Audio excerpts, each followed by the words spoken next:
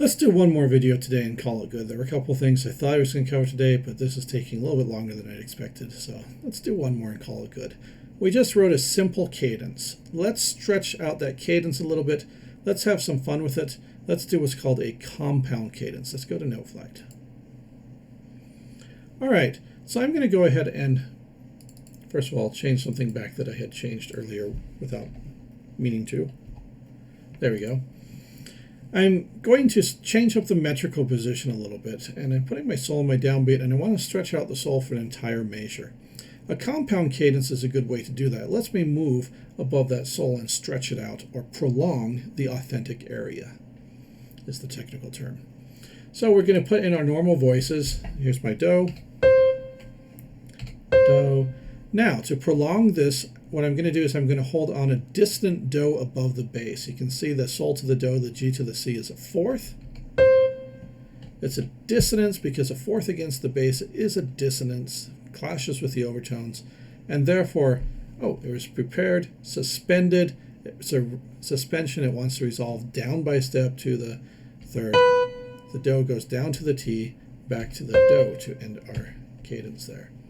Put in our other voices. The other voices don't need to change anything, and we just have a nice 4/3 compound cadence. Sol, sol, mi, re, re, mi. So all we've done is we've held onto the do above the sol to stretch out that dissonant do just a little bit longer. It sounds like this.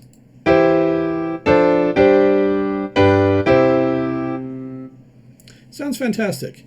And again, you can invert the voices and switch around the three upper voices however you like, and it will still work. It's generally more effective to have the do above the re instead of the re above the do, but it will still work. We just like the space better in this cadential disposition. The other thing I can do that is a little bit more modern sounding version of a compound cadence, modern relatively speaking, because it means it started becoming popular later in music history. So this one, 4/3 suspension, popular, 16th, early 17th century, later 17th into 18th. Sorry, off by 1 century. I meant 1600s to 1700s, which is 17th to 18th century. 18th and 19th century, we like to start switching not into a 5/4 on that bass, but we like to have a double suspension, a 6/4. Now in this, I'm going to still have the 4/3 suspension, the do resolving to the T, but I'm going to stretch it out a little bit farther by also having these nice parallel thirds moving here, thirds or sixths, a 6 above the bass moving to a 5th above the bass, or mi resolving to a re. So I'm going to make that change here. Mi, re, mi. And now this sounds like this follows.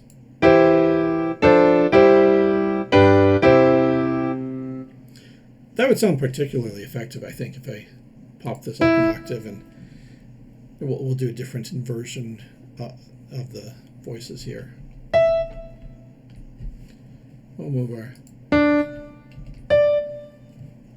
and we'll end with mi, re, except I'm not going to move the last one because I want to end with that mi, re, do, cadential disposition, which means I'm frustrating the leading tone. Do, do, do, T, and then instead of bringing the resolve to do, we're going to skip it down to sol. All right, and now the cadential 6/4 sounds like this. Just sounds fantastic. So some very basic cadence writing today, and next video, we will see what happens when I invert not just the top voices, switching them around back and forth to each other, changing dispositions of chords. What happens when I throw the bass into the mix and move some of those upper voices and make them a bass line all of a sudden? And we get some different flavors of cadences that we'll talk about next time.